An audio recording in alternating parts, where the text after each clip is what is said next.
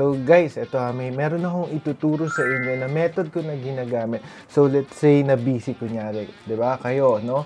Let's say kasama niyo family niyo, nasa business kayo, nasa work kayo, no? So nakakapag-trade pa rin ako ng forex, no?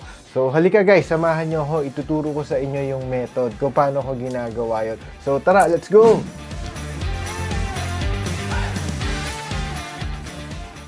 So guys, kumusta kayo? Welcome back na naman, no? Si Coach V here.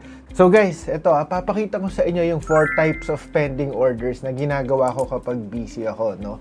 So first is yung buy limit, no? Ano nga ba yung buy limit? I-define muna natin siya. So para mas madali ang kayo, bibigyan ko kayo ng example. So sabihin natin meron kayong gustong bilhin na bagay, no? Sabihin natin 10 pesos yung bagay na yun or 10 piso.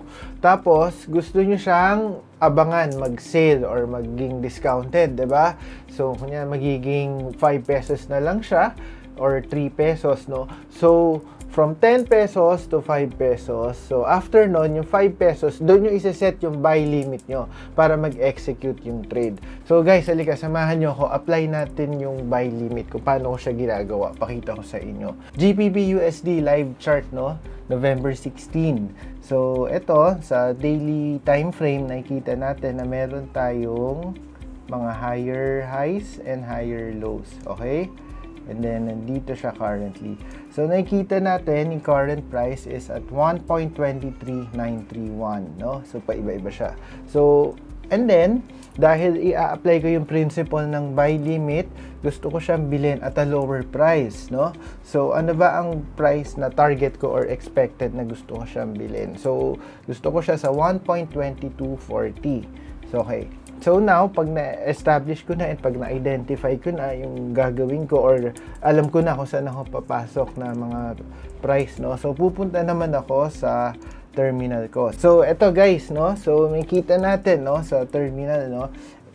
Upon pressing new order, and then lalabas yung GBP USD, then type is pending order, and then, again, piliin natin yung buy limit.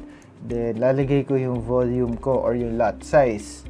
Okay? Sabi ko, yung price na gusto ko is 1.22400. And then, dito nyo na ilalagay yung mga stop loss nyo. Okay?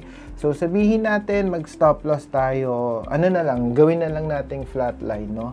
So, 1.2200. Ayan. Okay? And then, ang take profit ko is sabihin natin 1.33000. Okay? So, guys, this is just an example. Okay? Yung sa pag-set ko ng stop loss and take profit. Para lang makita nyo yung concept or yung principle. And then, pindutin ko yung place. Okay. Kung makikita nyo dito sa baba, no? Nandiyan na lahat yung mga details, no? GBP USD, and then yung time na place mo yung trade, and then type buy limit. Okay? So, napansin nyo, ang status niya is naka-place pa lang siya. Okay? Take note na once na nag-hit na siya dun sa sinet nyo na price, dun pa lang mag-a-activate yung trade nyo for buy. Okay?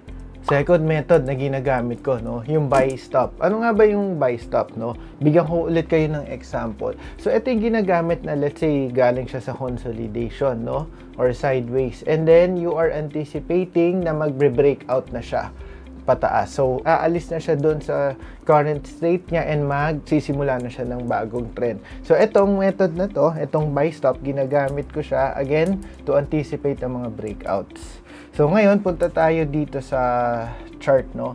So, GPB, JPY, sa 1-hour chart, nakikita natin as of this moment, wala siya masyadong movement, naka-sideways lang siya. And then, ang ang principle is, kung magba-buy stop ako, i-place ko siya higher than the current price, no? So, we can see na ang current price is at 187.57. So, if I am using yung buy stop option, i-place ko yung price or isa-set ko siya much higher, no? So, halika. Punta tayo dito sa terminal. So, kung nakikita nyo, nandito na naman tayo sa terminal. So, what I will do is press new order and the GPB, JPY, no? Make sure inline siya or nakasync. And then, type again is pending order, and then next is buy stop. So, sabi ko kanina, diba, i-place ko yung price na kung saan siya mas mataas. So, ang current price natin is 187.55. So, sabihin natin, ang price gagawin ko, 188.0. And then, nung siya i-place, and then, stop loss, it should be lower than the current price, of course. Or lower than the price na 188 na siniset ko, okay? Para mas may wiggle room ang market. So, ano lang, just for the sake of example, 186 kunyari. Lalagay ko yung stop price, and then take profit is, let's say, at 189. And then, click place. Okay? So, pagka-place na makita natin, ito, JPY, JPY. Again, ang principle nito is para ma-hit to, kailangan mag-breakout siya to the upside. Yun ang style ko or ginagamit ko kapag hindi ako makatutok or hindi ko ma-check ang mga charts. Third method is yung sell limit. Sabihin natin ang current price andito, nasa baba. And then, syempre, kung nag-place tayo ng sell limit, gusto natin siya umakyat pa yung price further, and then once na hit na kung saan tayo nag-set, then gusto natin bumaba ulit yung price. So, in other words, no, or sa madaling salita is, papaangatin muna natin yung presyo bago tayo mag-sell. Ngayon, so punta ulit tayo dito sa chart, no? So, USD CHF, may nakikita ko na downtrend. And then currently, ang price niya is at 0.8885. And then, gusto ko siya abangan at 0.8957. So, what I would do is, aantayin ko siya umangat dito. And then, once na yung desired price ko is ito, nasa 0.8957. Then, pagka na-hit na yan, pag na-hit na yung trade na yan, then I will anticipate na bababa na siya. Sige, so punta tayo sa terminal, isa-set ko ulit siya, pakita ko sa inyo. Okay, so USD CHF sa 4 hours. Set ako ulit, new order, and then ang symbol USD CHF, pending order, and then sell limit. So, lagay ko yung volume, lot size pala to, and then yung price, no, 0.8957. And then, ang stop loss, syempre, dapat ang stop loss mas mataas sa price na isa-set mo. So, just for the sake of example, lagay na lang natin 0.90. And then, ang take profit ko is 0.87, kunyari. Dahil gusto ko siyang mas bumaba pa further. And then, click place. So, ayan. Meron na akong sell limit na order. Fourth method is yung sell stop. Ano nga ba yung sell stop, no? Sell stop is ginagamit ko to kapag nag-a-anticipate ako na magkakaroon ng breakdown yung price, no? So, further, bababa pa siya. So, example, nandito yung current price. And then, magsiset ako ng sell stop dito, no? Pag sinet ko yung sell stop dito na, ibig sabihin nun is magtutuloy-tuloy na or ina-anticipate ko na pagka once na hit to, yung price is bababa pa siya further. Alright?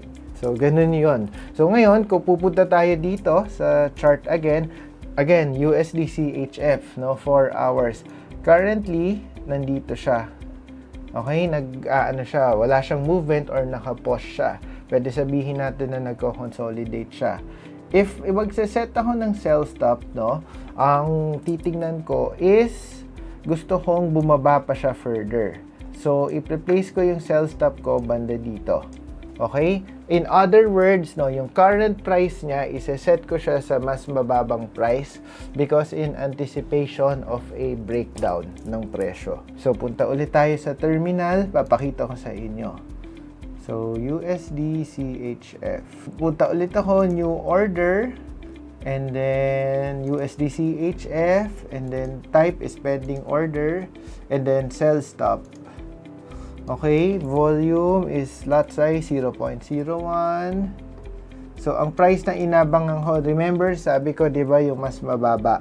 So, mas mababa pa sa current price. So, sabihin natin, 0.87, kunyari. And then, ang stop loss ko, syempre, dapat mas mataas sa current price, no? or mas mataas siya sa sinet kong price for sell stop. So, stop loss ko kunyari is 0.90. Okay, and then ang take profit, syempre, dahil naka-sell order tayo, so dapat mas bababa siya. So, sabihin natin take profit ko 0.86. And then, click, place.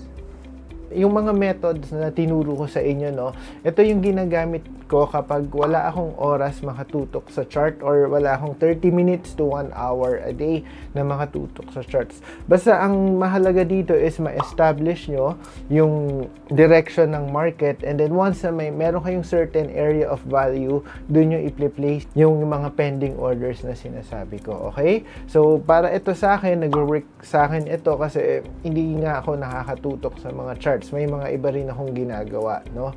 So, ito yung talagang effective sa akin pag na-busy ako throughout the day. So guys, salamat sa pagsama sa akin dito, no? So ngayon, kung gusto niyo pa matuto ng mga ibang forex trading videos, panoorin niyo lang dito, no, sa TMT channel natin.